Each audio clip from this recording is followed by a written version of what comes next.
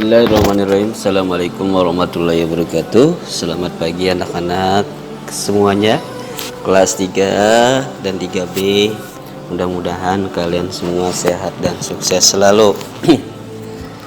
Anak-anakku yang berbahagia, hari ini di hari Jumat kita akan kembali melanjutkan tentang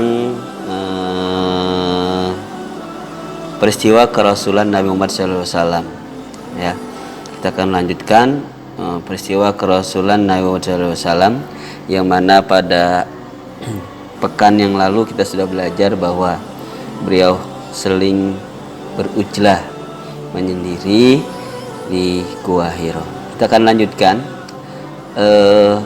materi peristiwa kerasulan Nabi Muhammad SAW, yang mana hari ini yang kita akan bahas adalah yaitu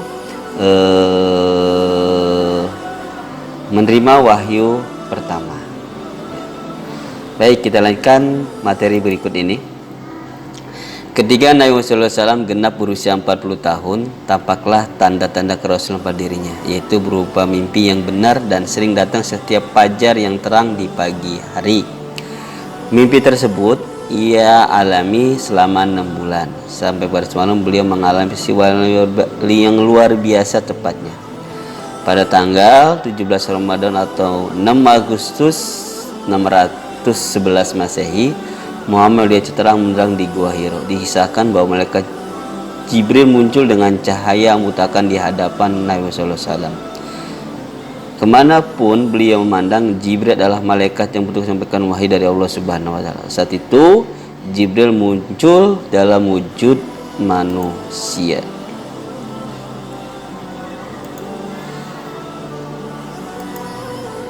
Malaikat Jibril datang berkata, "Iqra" atau bacalah. Beliau Rasulullah menjawab, "Aku tidak dapat membaca."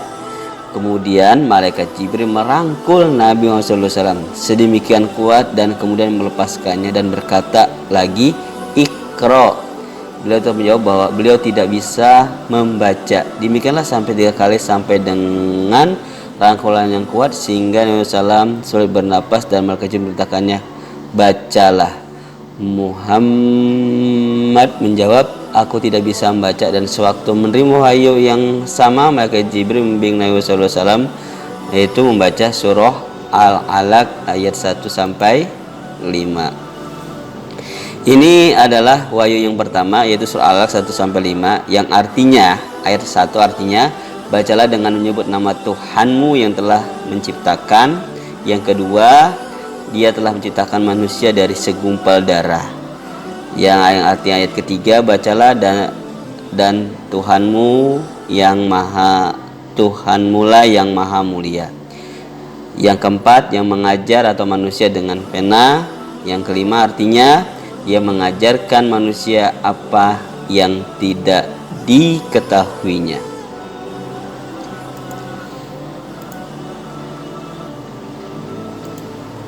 Sesudah mengalami peristiwa di atas, Nabi SAW keluar dari Gua Hiro dan turun dari Jabal Nur pulang dalam kondisi ketakutan dan bingung. Beliau gemetar, ketakutan, badannya menggigil dan berkeringat. Khadijah istri Nabi SAW merasa heran melihat kondisi suaminya karena selama ini belum pernah terjadi. Nabi SAW minta istrinya untuk menyelimuti. Beliau berkata, "Selimutilah aku, selimutilah aku." Nabi SAW menggigil seperti orang yang terkena demam. Khadijah berusaha menenangkan Nabi SAW. Setelah hilang rasa takutnya, Nabi SAW menceritakan semua yang dialaminya di Gua Hiro.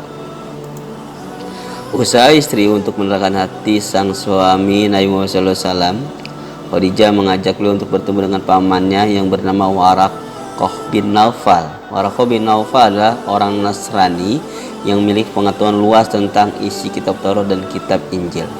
Waraqah berkata, "Yang datang kepadamu adalah An-Namus Al-Akbar, malaikat Jibril yang pernah datang kepada Nabi Musa AS. Sesungguhnya engkau adalah orang yang terpilih menjadi Rasul Allah Subhanahu wa Ta'ala. Kaummu akan mengatakan bahwa engkau penipu, mereka musuhimu melawanmu dan membuangmu. Sungguh bila aku masih hidup sampai waktu itu, aku akan membelamu. Peristiwa luar biasa penyembahan pertama di gua ini terjadi pada tanggal 17 Ramadan 611 Masehi. Umat Islam diperintahkan selalu mengingat peristiwa tersebut agar dapat mengambil hikmah yang terkandung dalam kejadian tersebut. Tradisi peringatan dilaksanakan pada malam 17 bulan Ramadan yang biasa disebut dengan peringatan Nuzulul Quran. Lalu selanjutnya adalah Nabi Muhammad SAW menerima wahyu kedua. Setelah mendapat nasihat dari Waraqah bin Nawfal, Rasulullah SAW berharap menerima perintah selanjutnya. Namun berapa hari lamanya wahyu berikut tidak kunjung datang. Nabi SAW merasa cemas dan sedih. Beliau mulai ragu dengan apa yang dialaminya itu. Beliau datang ke Gua Hiro sebagaimana biasanya. Dalam sejarah Islam, masa terputus wahyu tersebut disebut dengan Fatratul Wahyi, masa berselangnya wahyu. Namun ketika Nabi SAW sedang berjalan di suatu tempat, tiba-tiba beliau mendengar suara gemuruh dari langit.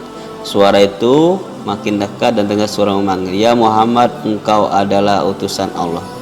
Nabi SAW merasa takut sekali mendengar suara itu. Beliau segera pulang dan minta selimut seperti dahulu.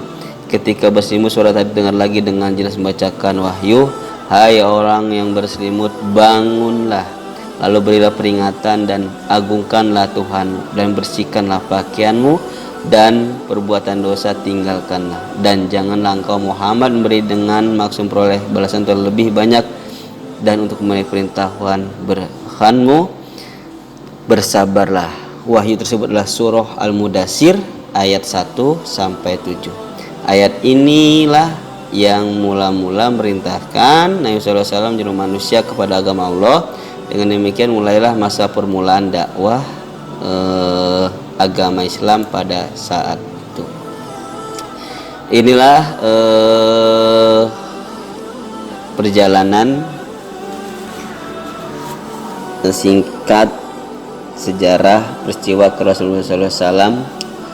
Dari kisah ini mudah-mudahan kita bisa memahaminya, bisa mengetahui tentang sejarah Muhammad SAW memperoleh wahyu yang pertama dan yang kedua, yaitu wahyu yang pertama surah Al-Alaq dan kedua yaitu surah Al-Mudassir.